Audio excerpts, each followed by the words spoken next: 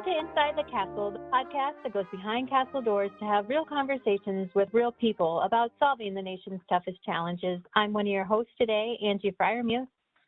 And I'm Aaron Schneider. Today's guest is Mr. Dovarius Peoples, the Chief Information Officer at Corps Headquarters. Thanks for joining us here today. Hey, thanks for having me. For today's episode, we're going to learn more about digital modernization and really just to talk about your job and the challenges you face every day. But before we get started, could you just tell us a little bit about yourself and how did you get to your current position in the Corps? I consider myself somewhat a slight journeyman, a quick journeyman actually. What I started out at an undergrad degree in computer science, computer engineering, so I have some of that technical background, master's degree. And then from there, I started the career journey. I started as an intern actually at NSA as a systems engineer.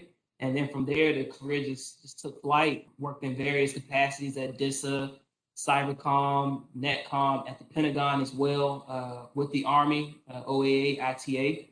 And then I had the ability and the opportunity to do a joint duty assignment over at OPM, where I was the associate CIO at OPM for infrastructure and telecom services.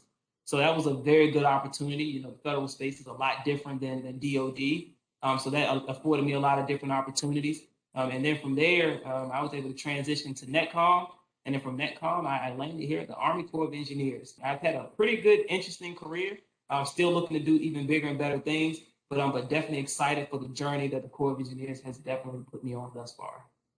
Thank you again for taking the time for joining us today. And as Aaron mentioned earlier, we are talking about digital modernization. And I don't know about Aaron, but it sounds like you have a difficult job of keeping everything going within the IT world. You have the security portion, and then you have just the general technology with a largely virtual workforce right now. All of that is challenging, but we want to know what is the most rewarding part of your job. Yeah, so I always say I try to make IT sounds as fun and interesting as Dr. Pittman can make R&D sound, right? Dr. Pittman can make R&D sound so exciting. So I try to do the same thing with IT. Some of the great experiences we have within IT, the goal is just to really keep the networks up and running to allow everybody the opportunity to be able to do their job. Because quite frankly, if IT is down, email is down, that makes for a very bad day for me. I like to be behind the scenes, not so much heard or seen. I just like to have things running. That means I'm doing a good job. That means the day is a good day. When IT challenges and issues are at the forefront, that means my day is rough. So that's kind of the way we try to operate within IT. Not so much seen or even heard. Just know IT is always up and running. So when you go to connect, it's there. So, and we have a lot of challenges, you know, as USACE is so spread out. When you think about demographics and geographics as well, we're in so many different districts, divisions throughout the country, and everybody needs the ability to be able to connect. So with that being said, the environment has to always be up and running. The infrastructure has to be up and running, and it has to be secure. Because our goal is to operate in a secure manner while we enable IT technology to be leveraged by the districts, divisions, those CONUS, as well as OCONUS. So those are a lot of things that we take pride in, but ultimately we take a lot of pride and we rejoice when users are working in the optimal manner and IT is not so much seen or heard, it's just there to be used. So we keep our fingers crossed every day and we knock on the doors or knock on the wood. Hopefully every day IT works well. Had a few bumps in the road past few days, but we're getting through them. So we are getting over the challenges, but we are glad and happy to support USACE from an IT perspective. No, I think that's good. And I know our listeners definitely have seen the challenges this past week. And I think you probably deal with those challenges yourself too, just being on the same systems as we are. So one of the things is like thinking about systems, and we know systems can't be perfect and can't be available 100% of the time. That's just not feasible. But what are you doing to keep these systems up and running as much as possible? And do you have a specific goal for how often they should be up? Like for our listeners to expect, like, all right, you know, if it's down on average 1 day per year, that's okay, or expect that, or you know what I mean? It's just like what should our expectations be as the end users here for the system and availability?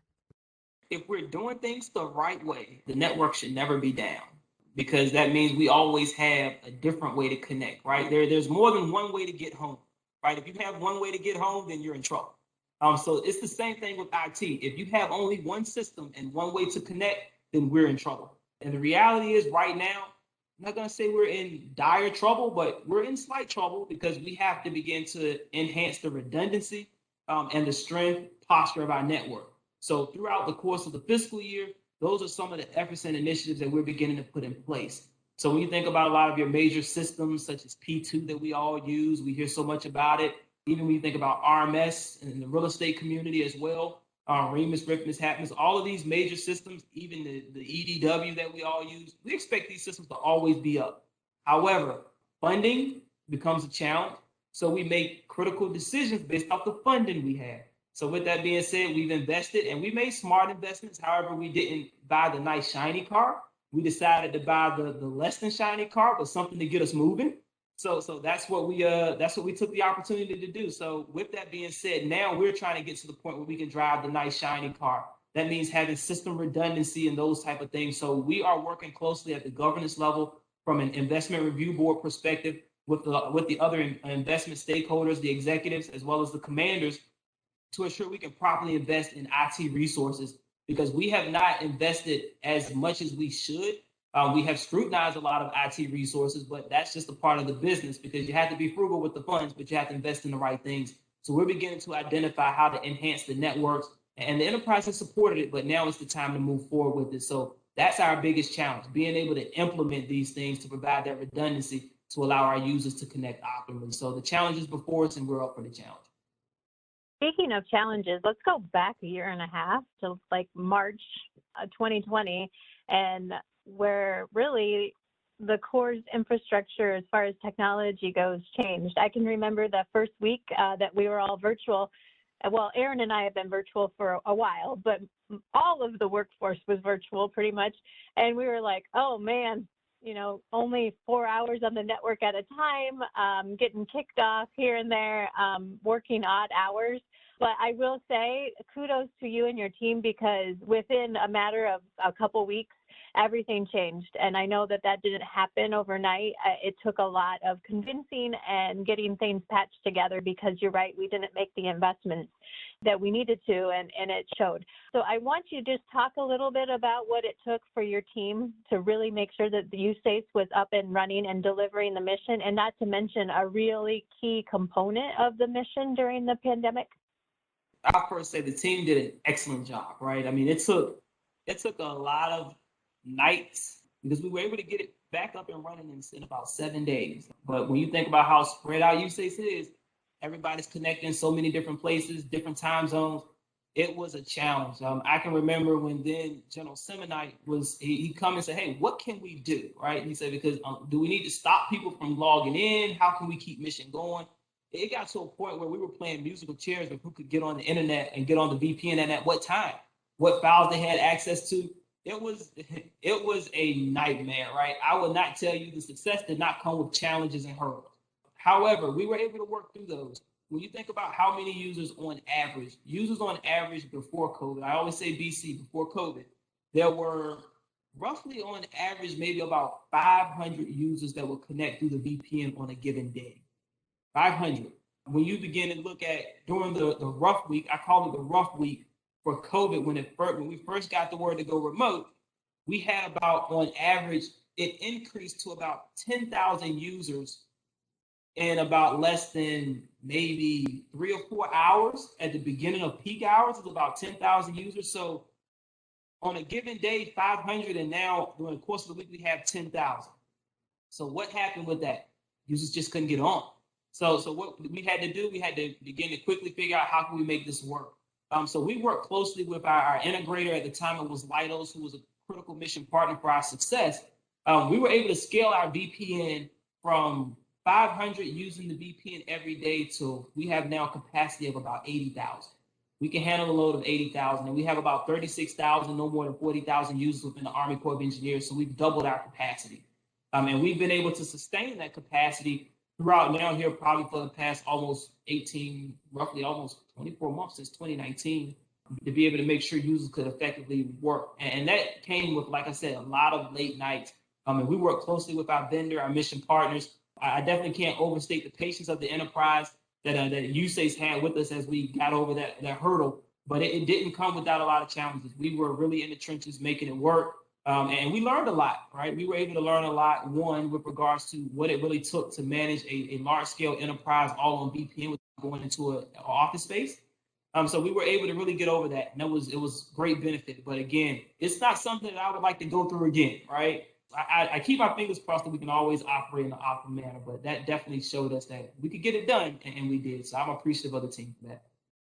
Yeah, and that's good to hear, and I knew it was a big jump, but I didn't actually realize there were only 500 users before COVID or BC. And then I knew it jumped really high quickly, but that's a 20 times increase really overnight. And like Andrew said, we were online before VPN virtual, and I always used to tell people how great it was. I was like, it's worked so fast. It's actually faster than being in the office. Like, this is wonderful. And then COVID hit, and I was like, oh my goodness, this is a new world. And it was so frustrating, especially for us that had been working seamlessly at home. As it was a big challenge. And I think you talked about modernizing the technology, but what is the biggest challenge? And you mentioned funding already, so we don't need to talk about that. But what is the biggest challenge of modernizing our technology to adapt for this virtual workforce? I'll say it's communication and training. Because from a technical perspective, we can do a lot of things. We can throw something on the network and say, here you go, you say it's yours, use it. But where the challenge is coming at is being able, one, to communicate effectively, to say, hey, this is the capability, this is what it does, these are the benefits, this is how it's different than what you're used to leveraging, right? So, and a lot of times, just to be transparent from a technical perspective, technical users and technicians, engineers that are IT professionals, have a hard time communicating to those that are not, that are non-technical.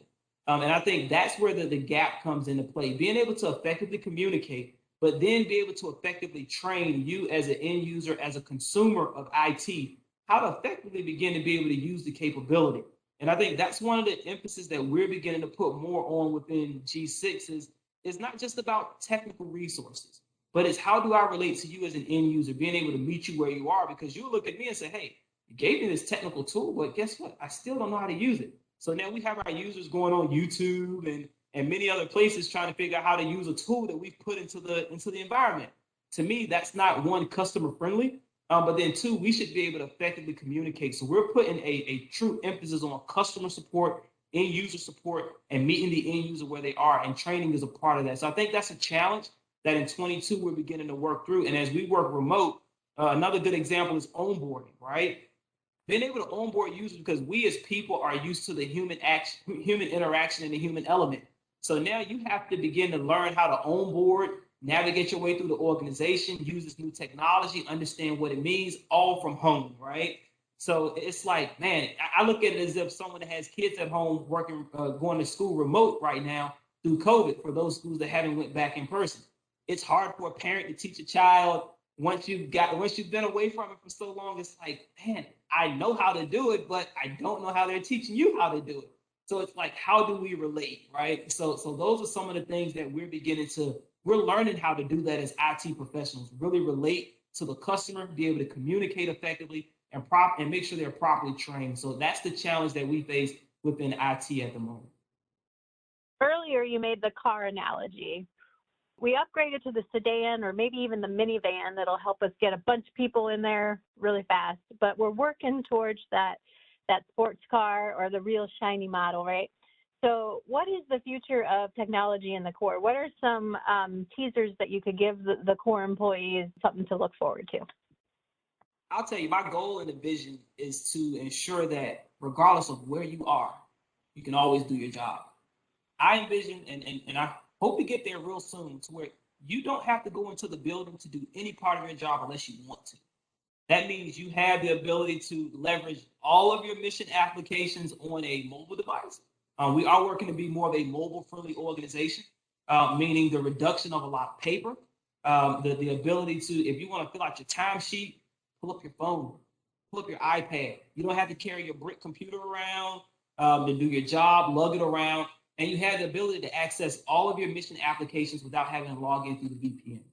To me, that's a mobile workforce, because now you can treat your devices just as you are at home, right? So that means, hey, I go to the app store, I download the app, I have access to my mission critical data, through a secure web browser, and I'm off to the races without having to go through VPN, put your PIN number in, and all those other things, because your PIN is already cached inside of the application, and it'll work in a secure manner through the web browser. So we have work to do for the FY22 budget. We have identified those things. So we're trying to really enhance mobility through digital transformation. And that means having access to do everything you need to do in the palm of your hands, because to be honest, nobody's going into the office anymore. People are doing everything they need to do in their day-to-day business from a remote location. So we have to be able to support you and meet the end user where they are. That's my phrase, meeting the end user where they are. And mobility, to me, will really enhance that. So for 22, we're really working to implement that, because I think it'll really enhance morale. It'll enhance what we call life-work balance as well. And it'll give people a more calmer balance as well, without having to worry about going into the office if they needed it, or being able to figure out how to navigate throughout various spaces. So that's the end goal: mobility, and digital transformation. Yeah, that's exciting. If you need some beta testers for that mobility, sign me up. I am really, really excited to hear you say that.